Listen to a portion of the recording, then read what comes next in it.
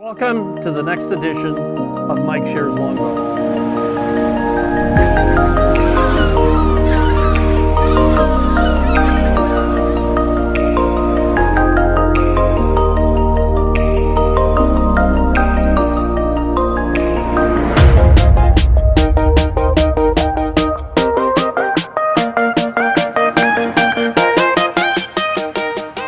My name is Mike Rennick. I'm the team lead, the senior broker with Team Rennick Real Estate Services.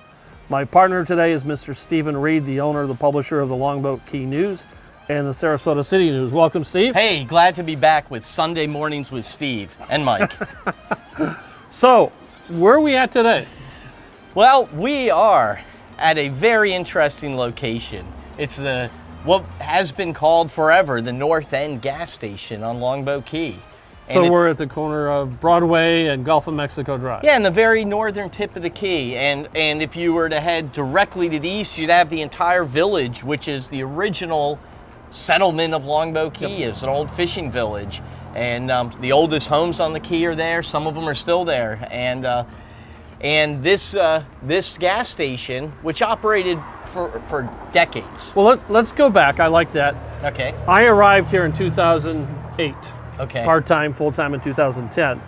To my recollection, this was never open since I got here in Longboat. It was already closed at that point? It was closed about 4 years prior, 3 or 4 years prior. It was, during the, what happened? The backstory is there was change in legislation. The pumps, I believe, would have to have been changed out. There was going to be a huge cost involved with changing the tanks. Okay. A big cost being imposed on the property, and it didn't really make it financially viable. You know, that coupled with the fact that the local mechanic gas station model, as you've seen, is not really an ongoing thing. So was this the kind world. where people could bring their cars in for repair? Yeah, to the garage? yeah, they did small engine repairs, small, brakes and so belts. that's all gone away now. You don't see that anywhere. Well, for the most part. Now, I mean, there is some of that on Holmes Beach. The former owner did go up to Holmes Beach and continues up there under a different operation. But what happened was then this property languished. It was offered as is. What's always easiest from a development point of view is to leave the use, but it had that cost involved. So it sat through the recession or the housing crisis of 2006 and 7. Someone did pick the property up in 2005 for $550,000, and it sat for 13 years. Okay. Various development proposals came and went. You were asking me about them before we started today. The most famous of them was for a 4-story hotel. Florida's, a developer of small hotels and of different projects, wanted to build a boutique hotel, 4 stories. Now, if you know the village, it's feisty, they're politically active. They didn't want it.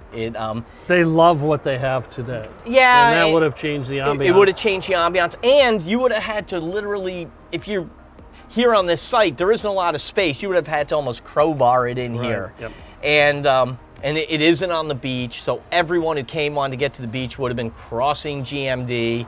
And another aside, which makes Longboat unique and is kind of cool, is on Longboat Key, the commission can't just say yes and add new development density. You can't add residential units, can't add tourism units without a vote of the people, without referendum. And that was enacted, and it makes this community extremely unique and precious. Most other towns, if the commission wants it, they want the view, like downtown Sarasota, add the density. You want another Ritz-Carlton, add the density. Here, you need a vote. And this is zoned commercial, and that proposal went before voters. It was up to the voters. I think the commission was going to approve it. The voters voted it down. I think it was about 80% against it. And that went away. That's the strength of this island, is it remains as the residents want it to remain. Changes only occur when they concur with that. It's one of the built-in protections, and it does add value because places that have controlled zoning and density are rare and unique. So there's been a lot of false starts here. You realtors But- like to get in and build and sell. You know, that's part of the. We do. Yeah, I know. So Especially we have to the put controls on it. You know, it takes a lot of effort. But And so there's been a lot of false starts with plans here. There were other ones. But now the current plan Yeah. is this is going to be called Whitney's Roadside or Whitney's yeah, it's going to Roadside be Inn. Whitney's Roadside Restaurant or Whitney's Restaurant. I mean, here's But it's a different kind of restaurant than we have.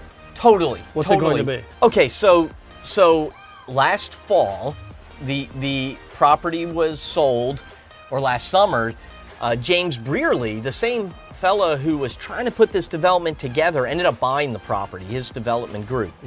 James Brearley then went to the city commission last fall and got what's called a change of use allowance in the planning board. The planning board dictates, well, they don't dictate, but there's a list of uses that was allowed on this site and in commercial zoning. Well, now one of the acceptable uses for this site is restaurant and a small convenience store. So that was sort of allowed to be added to this site. Now, that opened up the door then for what seems to be a really nice and compatible use.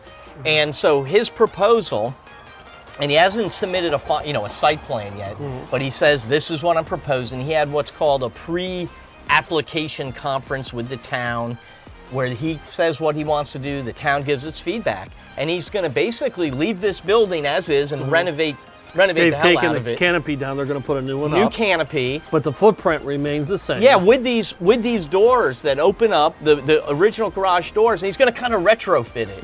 And I think it's kind of a neat idea because you'll see increased landscaping, you're going to see more mature trees, there'll be parking lot, that'll all be repaved. I think if People can walk in. It's like a walk-up Walk restaurant, up, order yeah. your lunch, sandwich, soda, coffee to go, something like that. Yeah, villagers could walk here from the Yeah, village. right. You can have the beach, which is the beautiful North End Beach. Right across one the of the street. prettiest spots around. Absolutely. Right across the street. And so what he sees and what the vision is to have a combination of almost like remember we're at the Lido Beach Pavilion and you can walk up and get those Yep. lobster taco rolls Yes. and lobster rolls and fish tacos, and there probably will be small concessionaire stand and items like suntan lotion and sunblock and beach umbrellas and things like that for sale. And then you'll have this food and probably the kind of things you want to have when you're done at the beach, like things that are kind of hip and fun. I could see the fish tacos, I could see lobster rolls. I think he's going to they're sort of proposing some limited breakfast things, maybe cappuccinos, coffee, tea. So the good news of all this, though, through the process, at least from the information I've read, validate whether it's correct, they're targeting to have this open this fall. Targeting this fall, yeah. I don't see roadblocks. It's an allowed use. The developer, it will add value to the property. I think it's really exciting because if you think about this, we're not going to get a generic gas station with just a Shell station or a BP station. Right. We're not going to get another clone restaurant. We're going to get something unique and individual. I think it's great. Let's come back in a few months or a few weeks and let's do an update of where we stand on this. This project seems like one that's going to move along fast. Steve, thank you. Hey, I appreciate your time again. You're always prepared. Thank you for that. And Good to be I here. greatly appreciate See you that. soon. Take care, Thanks. everyone. Thank you.